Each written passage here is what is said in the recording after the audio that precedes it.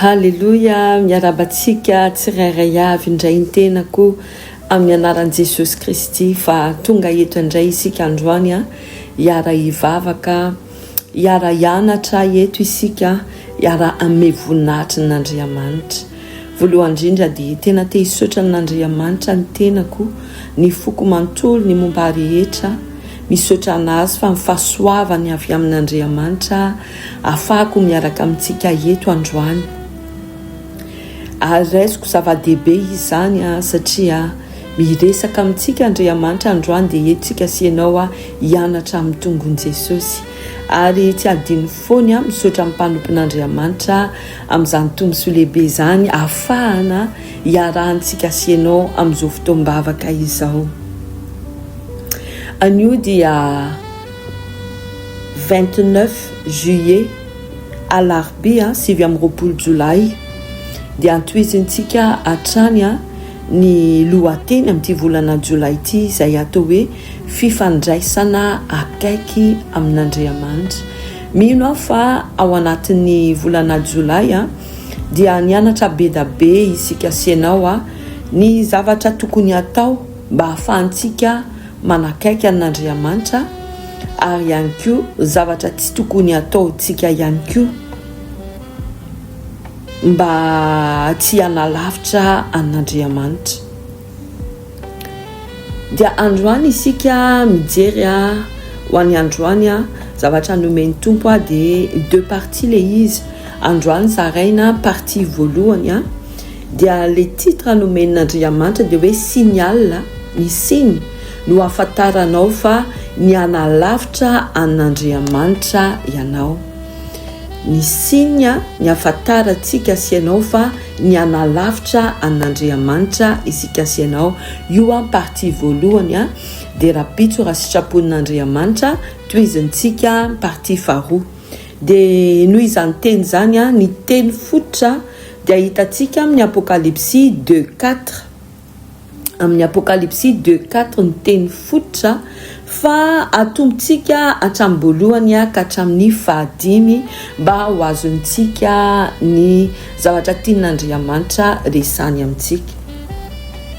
Vakitsika toy izao amin'ny anaran'i Jesosy Kristy, Apocalypse 2:1 ka hatramin'ny 5. Sorato ho an'ny anjely ny fiangonana an'ny Efesosy. Izao no lazainy ilay miaro ny kintana 7 eny an-tanany ankavanana sady mandeha eo avovoan'ny fanaovan-jiro volameny 7. Fantatro ny asanao sy ny fikelezanao aina sy ny faharitanao ary ny tsy fahazakanao izay mpanao ratsy. Ary ianao efa nizaha toetra izay milaza ny tena no apôstôly, kanjo tsy izy, ary hitanao fa mpandainga izy.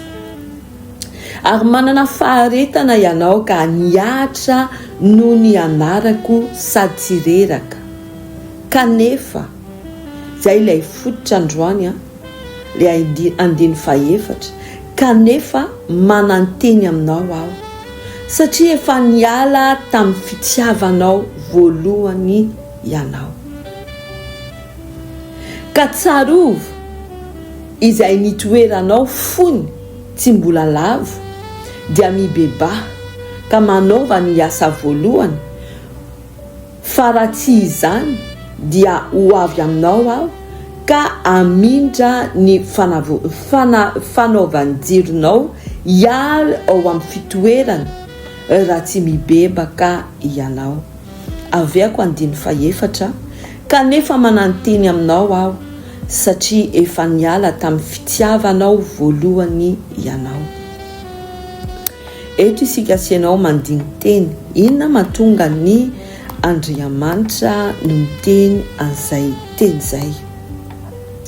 Voalohany indrindra tiako hofantarintsika sianao ary raha vakintsika Apocalypse 1 mandeha 2, 3 dia ho hitantsika fa miresaka amin'ny fiangonana anankifito Andriamanitra. Io fiangonana 7 tsy hoe tamin'izany fotoana zany fa amin'izao fotoana izao mbola misy zavatra azontsika tsoahany fiangonana rehetra aiza ho aiza amin'izany teny zany ny fiangonana rehetra. Inona zavatra mety atao dia inona koa erreur tsy mety inona zavatra mila amboarina. Tiako fantarintsika tsara hoe tsy misy fiangonana tanteraka eto amin'izao tontolo izao. Tsy misy fiangonana parfait eto amin'izao tontolo izao satria ny fiangonana rehetra eny na hatramin'ny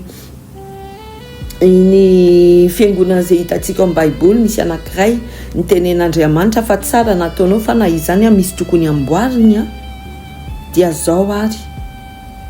Izay fiangonana rehetra izay mivavaka amin'ny Jesosy Kristy tsy hoe fiangonana parfait satria mety misy fotoana ianao mahita hoe zao ataon'ny mpanompon'Andriamanitra io tsy mety, zao ataon'ity olo ity tsy mety, zao zavatra zao tsy mety. Le izy indraindray tsika mijery an'izany hoe araka ny fijerevantsika azy hoe ty tsy mety dia ahita foana zavatra ikanina isika.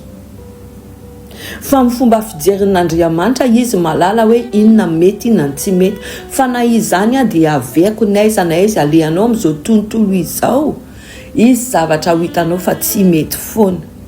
Fa kosa ny fiangonana rehetra izay mivavaka sy manandratra an' Jesosy Kristy sy manome voninahitry n'Andriamanitra dia fiangonana tsara.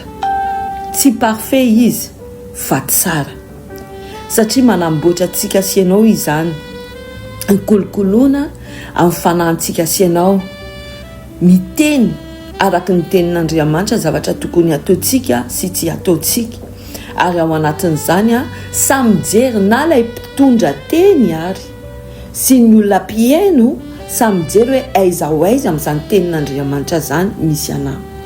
Dia eo zany averintsika amin'ilay 4 kanefa mananteny aminao ozy ny tenin'Andriamanitra satria efa niala tamin'ny fitiavanao voalohany ianao. Ny zavatra ny tenin'Andriamanitra manaraka an'izany fa 5 moa izy hoe ko tsarovy izay nitoeranao fony mbola tsy lavo. Tsarovy izay nitoeranao fony mbola tsy lavo. Zany hoe tsarovy izay nitoeranao fony mbola tsy niala tamin'ilay fitiavana voalohany ianao. Dia eo indrindra antsika. Inona sy niala afantaranao fa hoe niala tamin'Andriamanitra ianao, na hoe niala lavitra tamin'Andriamanitra ianao, na hoe niaino ny fitiavanao an'Andriamanitra. Ny zavatra voalohany dia hoe ny fitiavanao an'Andriamanitra manahoana. Zavatra azo dinihana ao anatin'izany hoe voalohany indrindra efa nampianariko hoe rehefa tian'Andriamanitra isika dia hoe satroka miaraka aminazy, satroka miresaka aminazy, satroka hoe izay zavatra rehetrarehetra ataontsika dia ampidirintsika ao anatin'izany n'Andriamanitra. Fa raha mandeha lalindalina kokoa ao anatin'izany isika, ohatra hoe iresaka amin'Andriamanitra ianao, ohatra hoe andeha hivavaka ozy ianao hoe manakaiky ana amin'Andriamanitra ny vavaka. Fa dinio tsara ilay karazany vavaka ataonao. Ilay vavaka ataonao izay lazainao fa hoe fifandraisana amin'Andriamanitra ve araka n'izay tianao sa araka ny tian'Andriamanitra. Satria ny tena marina ny vavaka dia atao hoe conversation amintsika sy n'Andriamanitra. Zany conversation zany miresaka amin'Andriamanitra isika dia miandry manisy pause kely. Ohatrany hoe ianao mitelefona olona dia miresaka ianao foana no miteny, rehefa foana no miteny dia avy eo tapahanao ny telefony. Tsy miandry an'ilay olona amaly anao fa izay tianao lazaina fotsiny dia lazainao dia izay samy haly dia vita ny conversation. Ohatr'izany ve efa atao tsika sy ianao amin'Andriamanitra sa hoe maka fotoana miresaka aminazy dia manao pause kely aloha. Satria Andriamanitra miteny mamaly amin'ny fomba maro. Afaka rehanao ny feo izay tenin'Andriamanitra tonga amin'ny fonao. Afaka misy zavatra ampatsiahivin'Andriamanitra anao amin'ny alalan'ny tenin'Andriamanitra. Misy tantara anankiray ao amin'ny Baiboly dia ampatsiahivin'Andriamanitra anao. Zany fomba firesahan'Andriamanitra amintsika sy ianao. zao anaka tadidinao ve ty tantara ty, na hoe zao anaka tadidinao ve ianao tao anatin'ny situation zao zany amonjy anao, zao anaka isika asianao miresaka zao a tadidinao hoe tenin'Andriamanitra amin'ny salamo ohatra mety zao ny voasoratrany. Misy situation misy zavatra nandalo ampatsahivin'Andriamanitra anao, na hoe ianao koa afaka amin'ilay fotoana ianao miandrin'Andriamanitra miteny ampahitana vision ianao, ampahitana zavatra ianao, hoe miandra anazy ianao, tsy hoe zay tianao lazaina ihany fa miteny ianao dia miandra anazy miteny hoe tianao zany misy conversation, misy fifandraisana. Misy hoe zay zavatra zay nefa ny amin'izao fotoana zao sa manana lisitra ianao, tonga dia mivavaka misaotra an'Andriamanitra, mibebaka mangataka amin'ny fanatrihany, manapaka blocage, teneko anazy zay ilaiko ao anatin'ity andro ity dia vita dia basta dia andeha. Raha zay no ataonao dia efa manalavitry n'Andriamanitra ianao. Ny tena hoe conversation miaraka amin'Andriamanitra dia mitsalaly miaraka aminazy, miresaka ianao dia miandra anazy, tena hoe fotoana natokana zay le hoe ao anatin'ny testamenta vaovao miteny hoe raha vao hivavaka ianao midiry ao trano dia hidiny varavaranao dia ao ianao sy n'Andriamanitra dans le secret, tsy misy olona mahafantatra fa ianao sy izy, dia ao izy anino amaly anao, amaly izy, tsy maintsy mamaly anao izy. Zay le conversation, zay ianao vao andeha le vao vita ny conversation. Move misy an'izany amin'izao fotoana zao, raha tsy misy dia amboarintsika. Ny faharoa ao anatin'le resaka fitiavana an'Andriamanitra tadidinareo ny disciple mpianatry ny Jesosy nanontany anazy hoe inona moa no didy lehibe indrindra ao amin'ny lalàna, dia ozy izy hoe tiavin'Andriamanitra anao amin'ny fonao rehetra, amin'ny sainao, amin'ny herinao rehetra. Dia misy tohiny ihany koa hoe ary ny tiaviny koa namanao tahaka ny tenanao. Raha matsapa teny ianao amin'izao fotoana zao tsy dia misy tsony ilay fitiavana ho an'ny olona, hoe ao anatin'ny olona na ny olona ohatrany hoe tsy mahakasika amin'ny fonao le izy, tsy mampaninina anao hoe zavatra manjoa anazy, zavatra mafy lalovany dia zany dia signal ihany koa hoe efa miana lavitra amin'Andriamanitra ianao fa tsy manakaiky azy. Satria Andriamanitra rehefa mahita olo izy ny teny manao hoe Andriamanitra akaiky an'izay olona torotoro fo, manana olana le olo mandalo zavatra sarotra dia akaiky eo Andriamanitra. Ka raha isika miteny hoe manakaiky an'Andriamanitra tokony ohatr'izany koa isika, tsy hoe samy manana problème amin'ity fiainan'ity tsy maintsy samy mizaka amin'ny problème, zay ny tadiaviny dia zay ny conséquence des zakao. Non, rehefa miresaka aminao le olo mampafantatra anao le olona hoe manana olana ohatr'izao, na hoe tsy miteny aminao le olo rehefa mivavaka ianao, Andriamanitra mampafantatra anao hoe misy olana ty olo ty, na hoe mandeha ao am-piasana ianao hoe le olona mitomany fa mitokatokana, fantatrao fa misy zavatra azonao atao, matoa le olona mitomany dia misy zavatra mety hoe mafy manjo azy, fa le olona indray tsy manana hery manatona anao, fa afaka ianao mandeha miresaka amin'le olona, afaka manampy anao ve za. Isika mina manana n'ilay fo tahaka ny ananan'i Jesosy Kristy. Hitantsika ihany koa ao anatin'izany zavatra teneko antsika zany, matetika isika kristiana mieritreritra hoe ty tsy pino ty, nanao tsy mety dia aleo eo, na hoe mora mijuge ny olona. Dia tadidio tao anatin'ny Baiboly tamin'izareo natratran'le vehivavy mijangajanga, dia netiny tao amin'i Jesosy Kristy izy rao, dia ozy zareo manjany Jesosy hoe mila lapidena izy io, mila torana vato fa tratranay njangajanga. Dia fantatrantsika ny zavatra nataon'i Jesosy dia niondrika izy, ohatrany hoe nanoratra ao amin'ny tany, Zay zavatra zay mampatsiahy anao zavatra mampatsiahivin'Andriamanitra anao tadidintsika tamin'ny Andriamanitra name Mose sy ny didy 10 dia nanoratra nomeny anazy dia nanoratra tao ambony vato ilay didy 10 dia za mieritreritra ao anatin'izany tamin'ny Jesosy koa niondrika nanoratra dia manao référence any zareo zay mijuge sy izay manenjika an'ilay vehivavy hoe ie tadidinareo ilay resaka lalàna marina lalàna ohatr'izao ilay izy zavatra teneny hoe raha ohatra ka hoe matratra olona mijangajanga dia torana vato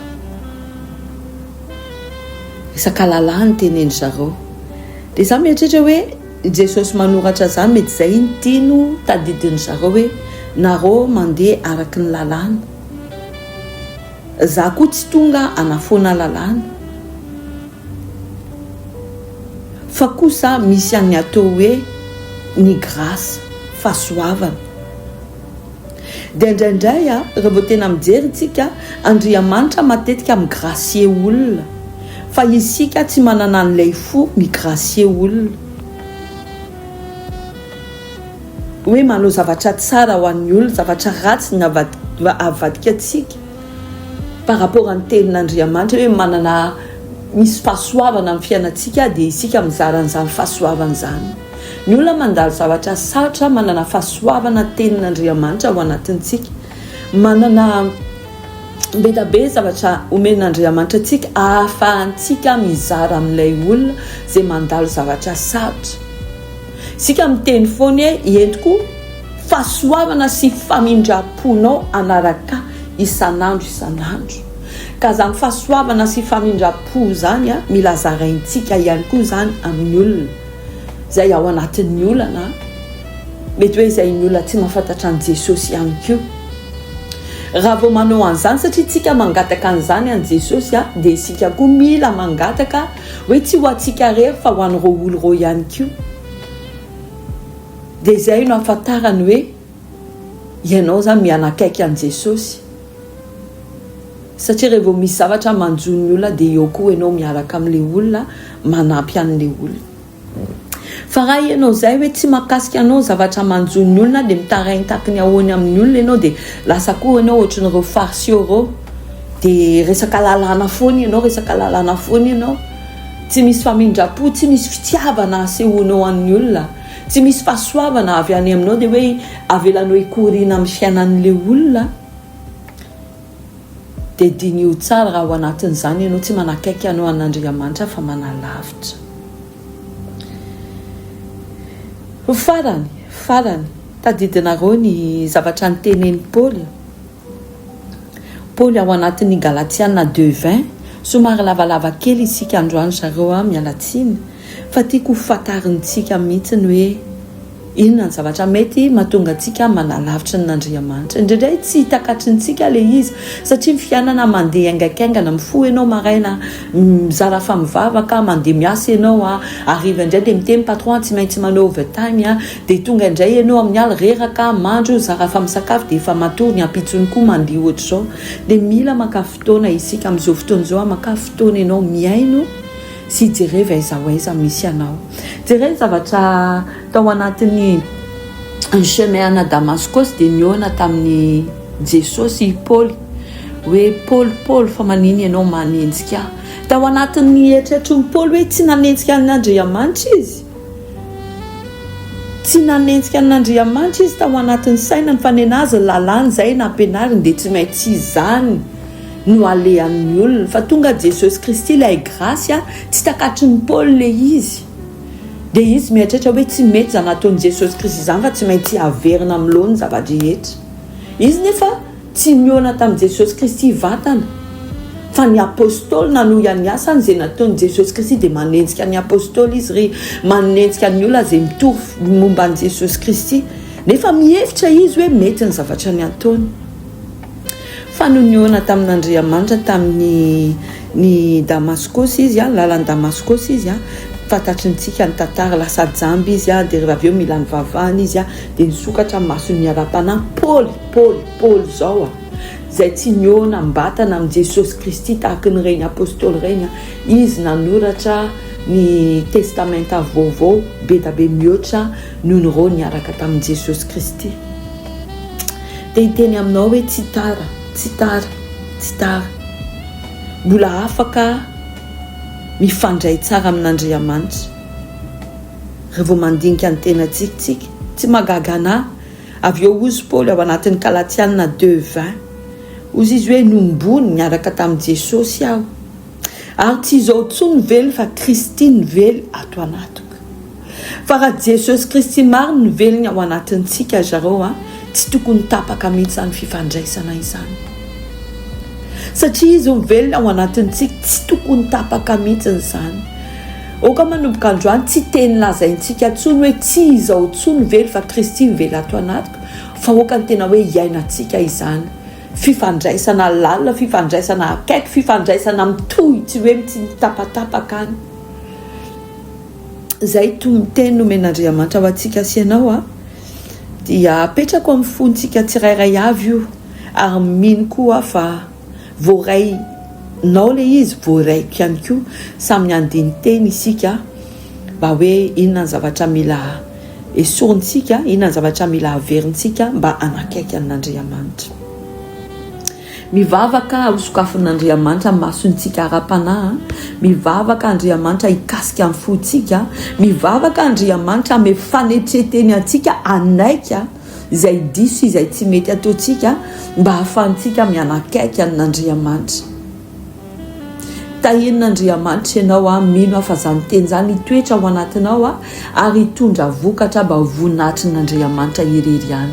Ientiko fahasoavana sy famindram-po anaraka anao amin'ny andro rehetra dia hitoetra amin'ny trano Jehova andro lavy ianao amin'ny anaran'i Jesosy Kristy. Amen. Tahiny tompo ianao amin'ny rapitra indray ny fotoanantsika.